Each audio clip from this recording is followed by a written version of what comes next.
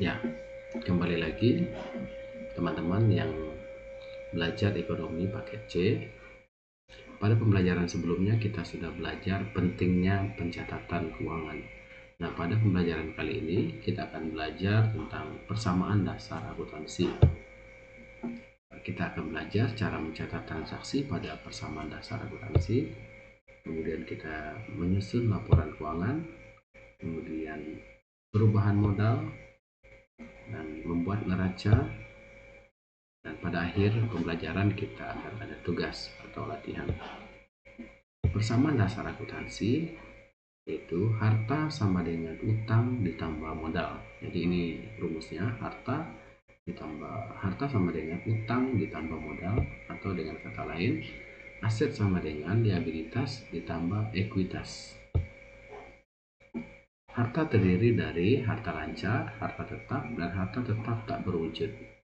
Harta tetap tak berwujud ini seperti hak paten, hak cipta, franchise, dan goodwill. Ada dua istilah yang baru di sini kita dengar, goodwill. Goodwill dalam laporan keuangan adalah aset tidak berwujud yang timbul ketika sebuah perusahaan mengakuisisi perusahaan lain. Kemudian franchise. Franchise ini adalah kerjasama bisnis di mana pemilik merek atau produk atau sistem memberikan izin kepada pihak lain.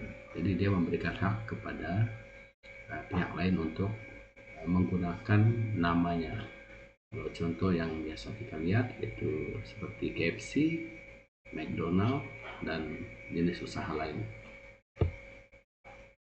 Kemudian utang itu merupakan munculnya kewajiban untuk melunasi atau membayar sejumlah nilai ekonomis tertentu di masa yang akan datang. Kemudian utang ini terdiri dari dua, utang lancar atau utang jangka pendek, kemudian ada utang jangka panjang yang sifatnya lebih dari 1 tahun. Kemudian kita melihat modal. Modal itu merupakan kekayaan pemilik dalam suatu perusahaan. Nah, pada perusahaan dicatat sebagai nama pemilik, ada yang berupa saham, obligasi. Kemudian kita mengenal ada istilah prefer. Prefer ini sifatnya pengambilan pribadi yang mengurangi modal pemilik pada perusahaan. Nah, kita melihat contohnya, contoh penyetoran modal investasi pemilik. Ini Nyonya Jelita mendirikan sebuah usaha jasa salon. Dia memberikan modal 25 juta. Kita catat dalam tabel persamaan dasar akuntansi, di sisi kiri harta, di sisi kanan modal plus utang. Kita catat karena dia tunai, maka kita catat kas 25 juta, kemudian pada modal 25 juta. Kemudian kita lihat ada pembelian secara tunai senilai 5 juta. Nah, kita catat di sini karena dia tunai mengurangi nilai kas 5 juta. Kemudian yang pertama adalah peralatan, maka kita tulis di sini 5 juta. Kemudian pada transaksi yang ketiga, adanya pembelian secara kredit atau utang. Nah, kita catat di sini di sisi harta perlengkapan kita pertama senilai 2.500.000. Kemudian karena dia secara kredit kita catat sebagai utang di sisi kanan. Kemudian transaksi yang keempat yaitu pendapatan secara tunai, itu nilainya 2 juta. Kita langsung mencatat karena dia tunai, kita catat di kas. Kemudian pada utang dan modal itu menambah modal ya. Harusnya di sini ada angka 2 juta ya. Dan di sini modalnya bertambah dari 25 juta menjadi 27 juta. Kemudian pada transaksi yang kelima yaitu adanya pendapatan jasa secara tunai dan kredit. Jadi ada dua. Dia terima juga kredit, dia juga terima cash. Jadi kita catat yang cashnya itu senilai 1 juta, kita catat di kas 1 juta, kemudian piutang 2 juta. Namun di sisi utang kita catat 1 juta ditambah 2 juta itu 3 juta pendapatan jasa. Kemudian ada pembayaran beban. Ini ada 3 beban yang kita bayar. Kalau kita lihat, kita catat di sini beban gaji 800, kemudian beban sewa 600, beban listrik, air dan telepon 300. Nah, digabung 1.700.000 ini secara cash.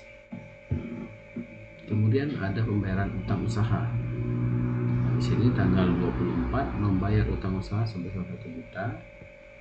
Kemudian transaksi ini menyebabkan aset dan liabilitas berkurang.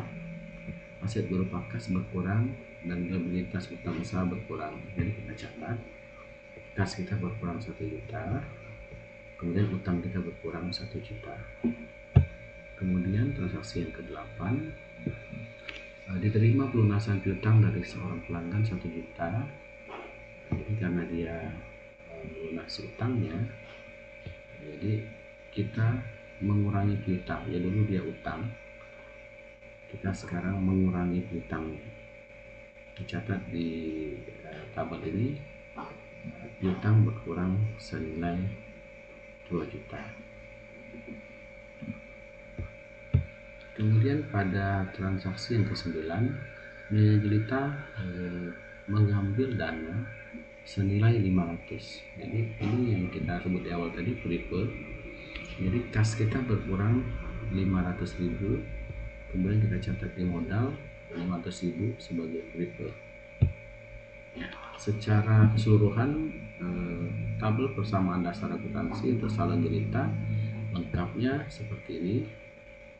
Di sisi harta sama dengan utang plus modal. Kita ingat di rumus di awal, harta sama dengan utang ditambah modal. Jadi kalau kita lihat di akhir ini sama nilainya. Nah, maka pada penyusunan laporan laba rugi dapat terlihat seperti ini. Laporan laba rugi yaitu pendapatan dikurangi dengan biaya atau beban. Jadi pendapatan jasanya 5 juta, kemudian tadi beban gaji, sewa listrik dan telepon ditambah jadi 1.700.000. Jadi laba usaha kita selama bulan Februari senilai 3.300.000. Kemudian kita membuat laporan perubahan modal. Karena Nyonya Jelita tadi mengambil dana senilai 500, maka dia mengurangi laba kita tadi. Jadi sisa laba kita 2.800.000 ditambah modal di awal. Jadi pada akhir Februari nilai modal kita 27.800.000. Kemudian kita melihat perubahan modal. Nah, perubahan modal kita bisa catat di sini sesuai dengan tabel persamaan dasar akuntansi tadi. Adanya perubahan modal. Jadi nilai harta kita saat ini 29.300.000 itu sama dengan utang ditambah modal 29.300.000. Jadi teman-teman warga belajar bisa melihat perbedaannya. Kalau di laba rugi yang dihitung adalah pendapatan dikurangi beban. Kemudian kalau di laporan perubahan modal awal, kemudian ditambah dengan laba dikurangi prepaid, itulah modal akhir. Kemudian neraca itu ya keseluruhan harta lancar. Kemudian di sisi kanan kita catat utang dan modal. Ya, mungkin demikian singkat. Nah, pada akhir pembelajaran ini ada tugas yang kita berikan. Susunlah persamaan dasar dari transaksi Biro Jasa Tuan Fata pada bulan Januari 2019. Nah, transaksinya seperti ini. Nanti teman-teman bisa buat tabel seperti yang di atas. Kemudian dikerjakan di kertas folio bergaris, membuat tabelnya, kemudian catat semua transaksi pada tabel persamaan akuntansi, buat laporan laba ruginya, kemudian dan buat juga neraca. Jadi menggunakan pulpen atau pensil dan penggaris. Tugas ini dikumpulkan paling lambat 7 hari sejak menerima materi ini. Demikian pembelajaran kita pada saat ini. Kita akan lanjutkan di pembelajaran berikutnya. Demikian, terima kasih.